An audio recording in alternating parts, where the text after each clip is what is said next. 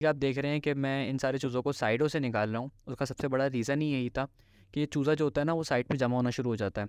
और या था पहले वो चूज़ा भी यहीं पर ही था, आप लोगों ने देखा था उस चूज़े की सारी डिटेल। तो अब बारी है इस चूज़े की।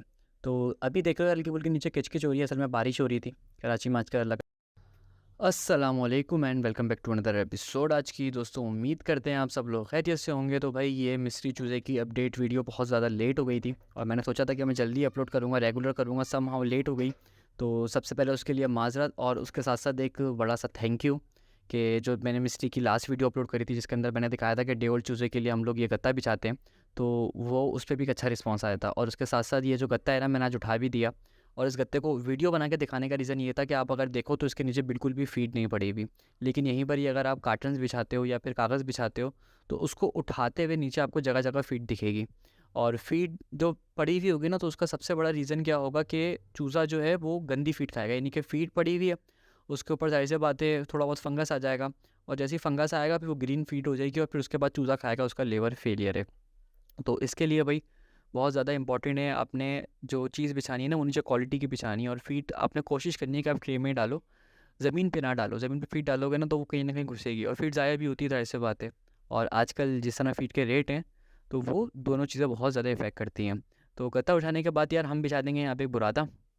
और बुरादा जो बिछाता है वो इस तरह बिछा देते हैं कि पहले बीच में डालते हैं, ये इंपॉर्टेंट चीज़ है आपको मैं बताऊं। उसके बाद साइडों पे डालते हैं अगर चूज़ा आपका आ गया है, वरना तो जैसे मर्जी डालो। तो और उसके बाद जल्द से जल्द जो होता है ना हम लोग वो साइडें भी चेक करते रहते हैं कि चूज़ा इसमें दबा तो नहीं। तो प्रॉपर वे में भाई बुरादा बिछा देते हैं। बुरादे की लोग मुझसे पूछते हैं कि भाई लेयर कितनी लगाते हैं हम। तो हम तकरीबन 1.5 इंच 2 इंच की लेयर लगाते हैं, इससे ऊपर नहीं लगाते क्योंकि जल्दी चेंज करना होता है। लेकिन अगर आप कमर्शियल फार्मिंग कर रहे हो तो आप 3-4 इंच की लगा सकते हो, कोई इतना खास इशू नहीं होता। तो यानी कि इस फार्मिंग पे देखें, हमें हमारा जो कम है ना लगाने का रीज़न वो ये है कि इसको जल्द से जल्द चेंज करना होता है क्योंकि हम रेजिडेंशियल एरिया पे फार्मिंग कर रहे हैं। यहाँ पे ज़्यादा पुराना बुरादा होगा तो मसला होगा। उसके साथ साथ जब भी आप बुरादा डालें ना भाई आपने साइडों के कोनों का बड़ा ख्याल रखना है। अभी जैसे कि आप देख रहे हैं कि मैं इन सारी चीज़ों को साइडों से निकाल रहा हूँ, उसका सबसे बड़ा रीज़न ही यही था कि ये चूज़ा जो होता है ना वो साइड पे जमा होना शुरू हो जाता है। और जब साइड पे जमा होता है ना तो वो भाई वहीं पर ही मरना शुरू होता है। तो इसलिए सारे कोने जो होते हैं ना वो हमेशा हम चेक करते रहते हैं काम करते हुए कि भाई यहाँ पे चूज़ा जमा ना हो, वरना चूज़ा आपके सामने सामने 5 मिनट के अंदर चूज़ा मर जाएगा वहाँ पे। 5 मिनट के अंदर चूज़ा जमा होगा, एक के ऊपर एक की लाइन लगेगी। और पीछे जो चूज़े खड़े हुए हैं वो देखेंगे सबके सब इधर मर रहे हैं, वो भी उधर आके मरना शुरू हो जाएंगे। मुझे समझ भी नहीं आता इसका पीछे क्या रीज़न है, लेकिन वो भी वहीं मरना शुरू हो जाएंगे। और जैसे जैसे चूज़ा उनके ऊपर चढ़ेगा ना वो भाई अपने आप को छोड़ देंगे बिल्कुल ही, और वो बस दब दब के मर जाएंगे। तो इस चीज़ का भाई आपने खुद ख्याल रखना है। इनको पता हो ना हो इनकी जान भी इंपॉर्टेंट है और सेकंड आपके पैसे भी लगे हुए हैं ना यार, आप फालतू में नुकसान करना तो एक बेवकूफ़ी है। तो इस तरह आप लोगों ने भाई ख्याल रखना है कि जब भी आप लोग डालें कि आपने साइडों की अच्छे से दोनों क्लीनिंग करनी है। उससे ये होगा कि भाई चूज़ा आपका एक्टिव रहेगा। अच्छा सेकंड जो है ना भाई, अभी जो इनकी मोर्टेलिटी आई है मेरे पास टोटल, वो मैं आपको बताऊं तो ज़्यादा नहीं आई, तकरीबन 20 के करीब आई है। 2000 चूज़े में 20 आई है। लेकिन मेरे पास कंपैरेटिवली जो बाकी लोग थे उनसे ज़्यादा आई है। फॉर एग्जांपल जिनको मैंने चूज़ा दिया, एक को एक साहब को 150 दिया, एक को 200 दिया, एक को 300 दिया। जो डे ओल्ड पालने वाले लोग होते हैं इनको हैचरीज जो होती हैं वो देखें क्वांटिटी नहीं देती, सबका यही हिसाब होता है कि सबके सब बल्क में दे रहे होते हैं। तो बहुत सारे लोग हमारे अपने जानने वाले हमसे बुक कर लेते हैं और फिर उसके बाद बहुत थोड़े से मार्जिन के ऊपर उनको हम आगे सेल कर देते हैं। उनको फ़ायदा ये मिलता है कि उनको एक आध दिन का चूज़ा मिल जाता है। तो ये है था कि चूज़ा थोड़ा सा हमारे पास मोर्टेलिटी ज़्यादा आई। एक साहब थे जिनको मैंने 150 दिया, उनके पास एक भी चूज़ा नहीं मरा। और मेरे पास मोर्टेलिटी ज़्यादा आने का जो रीज़न था ना वो बहुत ही यार सही था। यानी कि मैंने यहाँ पे ब्रॉयलर रखे थे और ब्रॉयलर पीछे भी रखे हुए हैं। अब अगर आप लोग फार्मिंग कर रहे हैं ना भाई तो ये गलती कभी भी नहीं करेगा, क्योंकि देखें मल्टी फ्लॉकिंग आपके लिए हमेशा नुकसानदेह होती है। मल्टी फ्लॉकिंग ज़रूरी नहीं है कि आपकी मल्टी फ्लॉकिंग अलग अलग क्या कहते हैं एज का बर्ड हो। मल्टी फ्लॉकिंग के अंदर अलग अलग ब्रीड्स भी आ जाती हैं, अलग अलग चीज़ें भी आ जाती हैं। जो रिकमेंडेशन होती है वो ये होती है कि भाई अपने फार्म में आप लोग गाय बकरे भी ना पालें, लेकिन मजबूरी है पालते हैं, चीज़ें डालते हैं तो वो काम चलता है। लेकिन एक रिकमेंडेशन जो होती है, तो इसलिए भाई मुझे पर्सनली लग रहा है कि जो थोड़ा बहुत असर था वो ब्रॉयलर की वजह से था, क्योंकि इन चूज़ों का कुछ का लीवर डिस्टर्ब था और ब्रॉयलर में लीवर का बड़े ख़तरनाक मसले आते हैं।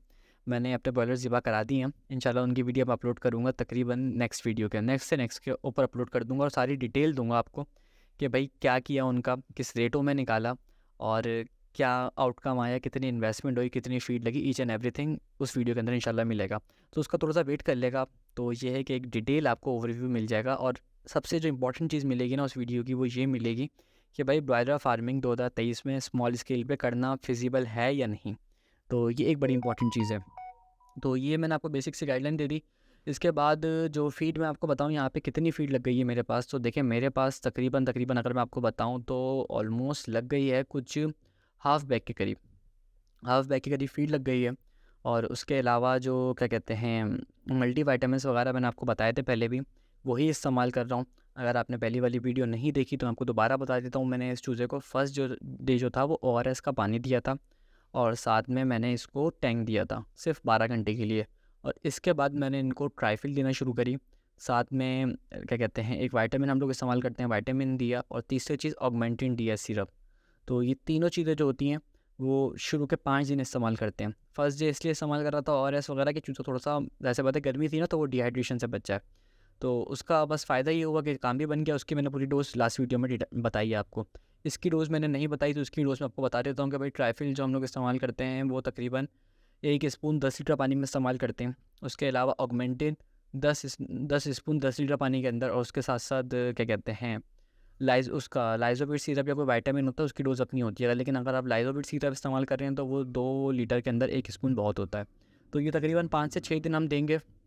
2 एंटीबायोटिक हैं, 1 विटामिन है, यानी कि विटामिन हेल्प करेगा चूज़े को थोड़ी-सी साइज़ लेने में। यानी कि अभी आप चूज़ा देख रहे हो, चूज़ा अल्हम्दुलिल्लाह गोल है। चूज़े की निशानी अच्छी होती है कि चूज़ा गोल हो और भागता हुआ फ्रेश हो, तो वो एक अच्छा सिम्पटम काउंट किया जाता है कि चूज़ा जो है आपका वो हेल्दी है। तो चूज़ा आप देख रहे हो सारा का सारा फ्रेश है। तो विटामिन जो है बेसिकली वो ग्रोथ में हेल्प करेगा, और एंटीबायोटिक जो है वो आपको अलग-अलग टाइप के जो इन्फेक्शंस हो रहे हैं ना उनसे बचाएगा। फॉर एग्ज़ाम्पल हमारे यहाँ जो लोकल ब्रीड थे ना, मिस्री हो गई, ब्रॉयलर हो गई, लेयर हो गई, इन सब की बात कर रहा हूँ मैं आपको। इन सब के अंदर साल्मोनेला का मसला बहुत ही ज़्यादा कॉमन है। और अगर आप सेकंड टाइम या थर्ड टाइम फार्मिंग कर रहे हो अपने फ्लॉक पे, तो 90% चांस है कि आपके पास वो आएगा। तो उसमें होता क्या है भाई, लिवर डिस्टर्ब हो जाता है। यानी कि हम एक फार्म पे गए थे ब्रॉयलर के, उसमें तो ये हाल हो गया था कि आप सीने पे सिर्फ हल्का सा एक कट लगाओ और लिवर ऐसा फाड़ के बाहर निकल रहा था उसको, कि जैसे कि अब पता नहीं अंदर बड़ी मुश्किल से फंसा हुआ है। तो बट बहुत ज़्यादा तकलीफ़ में होगा, अल्लाह उसके लिए खैर करे। तो इस तरह का सीन होता है कि इस तरह के इश्यूज़ इस काम के अंदर आते हैं। तो मैंने आपको मोर्टेलिटी बता दी, मैंने आपको टोटल फीड कंजम्पशन बता दी, और उसके साथ साथ मैंने आपको ये भी बता दी कि अभी अभी जो हमारा चूज़े को लेकर प्लान है ना, वो ये है कि भाई कि हमने इस चूज़े को थोड़ा लंबा करके बेचना है। 2 ढाई महीने करके इंशाल्लाह सेल आउट करेंगे। ये वीडियो 7 डेज़ की है, आज चूज़ा तकरीबन 16 दिन का हो गया, तो वो वीडियो मैं इंशाल्लाह आज की जल्दी अपलोड करूँगा।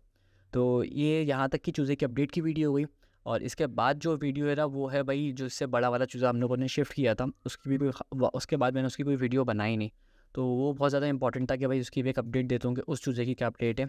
ये 7 डेज़ का चूज़ा है, और वो तकरीबन हो गया है मेरे पास कुछ 40 डेज़ का। तो उसको केज में शिफ्ट कर दिया था, पहले वो चूज़ा भी यहीं पर ही था, आप लोगों ने देखा था उस चूज़े की सारी डिटेल। तो अब बारी है इस चूज़े की। तो अभी देख रहे हो हल्की-फुल्की नीचे किच-किच हो रही है, असल में बारिश हो रही थी।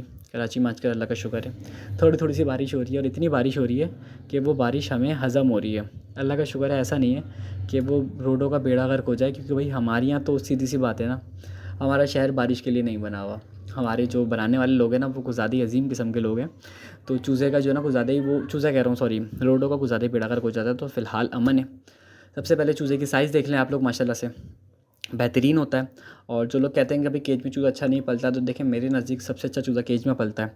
ये जो मिस्री का चूज़ा है, इसको भी मैंने केज में शिफ्ट करना है, उसकी वीडियो मैं अपलोड करूँगा आपको, जो वहाँ पे घर पे केजेज़ हैं दूसरे जगह के ऊपर। तो क्योंकि यार देखें केज में 40 चिक्स होते हैं, यहाँ पे कंपटीशन कम होता है। यहाँ पे हर चूज़े को खाने के लिए जगह मिलेगी। ऐसा नहीं हो सकता कोई एक चूज़ा 10 चूज़ों की जगह लेके खड़ा हुआ हो।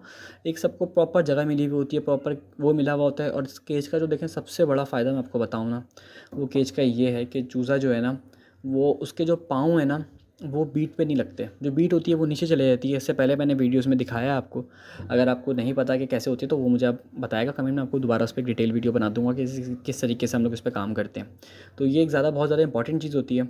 उसके अलावा वाइटामिन मेडिसिन देना बहुत ज़्यादा आसान है, फीड देना बहुत ज़्यादा आसान है। और यहाँ पे अभी मैं आपको बताऊँ 800 चूज़े को पानी देने में कम से कम जो लग जाते हैं ना भाई, वो 1 घंटा लग जाता है, सुबह 1 घंटा, शाम कम से कम। यहाँ पे मुश्किल से 5-10 मिनट में हो जाता है। फीड भी यहाँ पे बस 15-20 मिनट में हम दे देते हैं।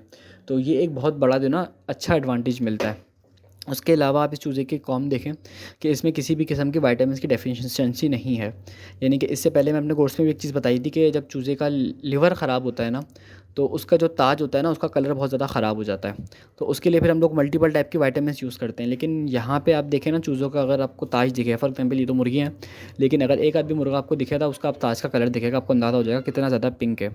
तो वो इंडिकेट करता है कि चूज़ा जो है वो हेल्दी है, फ्रेश है। और मार्केट के अंदर अगर आप लोग सेल का प्लान रख रहे हैं तो भाई वो एक अच्छा ऑप्शन होता है। तो ये सारी थी मोटी मोटी सी बातें जो मैंने आपको इंशाल्लाह डिटेल में दे दी हैं। उम्मीद है कि वीडियो आपको अच्छी लगी होगी। अगर वीडियो अच्छी लगी हो तो यार लाइक कर देगा और कमेंट में ज़रूर बताएगा। बाकी थैंक यू अच्छी खासी वीडियोस देखने के लिए। यानी कि दोबारा चैनल थोड़ा सा एक्टिव हो रहा है, अच्छा फीलिंग आ रही है। तकरीबन 500 नए सब्सक्राइबर आए हैं, तो उन सबके लिए थैंक यू। तो वीडियो इतनी सी थी, वीडियो कहीं पर ही एंड करते हैं। उसके साथ साथ अगर कोई पोल्ट्री फार्मिंग का भाई कोर्स हमसे लेना चाहता है, हमारा पोल्ट्री फार्मिंग का एक पोल्ट्री बिजनेस का बेसिकली एक कोर्स है, जिसमें हमने पोल्ट्री फार्मिंग की सारी गाइडलाइन दी हुई है। चूज़ा कैसे ख़रीदना है, कौन सा ख़रीदना है, कौन सी ब्रीड आपके लिए सुटेबल है, कौन सी ब्रीड में कितना मार्जिन है, और कौन सी ब्रीड किस तरीके से पलती है। तो ईच एंड एवरीथिंग उस कोर्स के अंदर है। कोर्स की फ़ीस है 2500 रुपये। तो अगर आप लोग लेना चाहें तो आप लोग कॉन्टैक्ट कर सकते हैं। और उसी कोर्स को अगर आप 70% डिस्काउंट ऑफ पे लेना चाहते हैं तो बहुत ही ज़्यादा सिंपल ऑप्शन है। आपने सिंपली हमारे यूट्यूब चैनल को सब्सक्राइब करना है, इंस्टाग्राम पे हमें फॉलो करना है। इंस्टाग्राम का लिंक आपको डिस्क्रिप्शन पे मिल जाएगा, और फिर उन दोनों का स्क्रीनशॉट लेके मुझे व्हाट्सएप के ऊपर सेंड करना है, और वहाँ पे आपको वही कोर्स 1000 रुपये का पड़ेगा। तो बहुत ही ज़्यादा मुनासिब कीमत पर है, और बहुत सारी चीज़ें इंशाल्लाह आप उसमें सीखेंगे। तो आज की वीडियो को यहीं पर ही एंड करते हैं। मिलते हैं अपने नेक्स्ट एपिसोड में, तब तक के लिए अस्सलाम वालेकुम। और नेक्स्ट वीडियो के अंदर मैंने यार आपको अंडे वाली मुर्गियाँ भी दिखानी है कुछ, जो हमारी अच्छी खासी बड़ी हो गई हैं। तो फिर मिलेंगे इंशाल्लाह, तब तक के लिए अस्सलाम वालेकुम।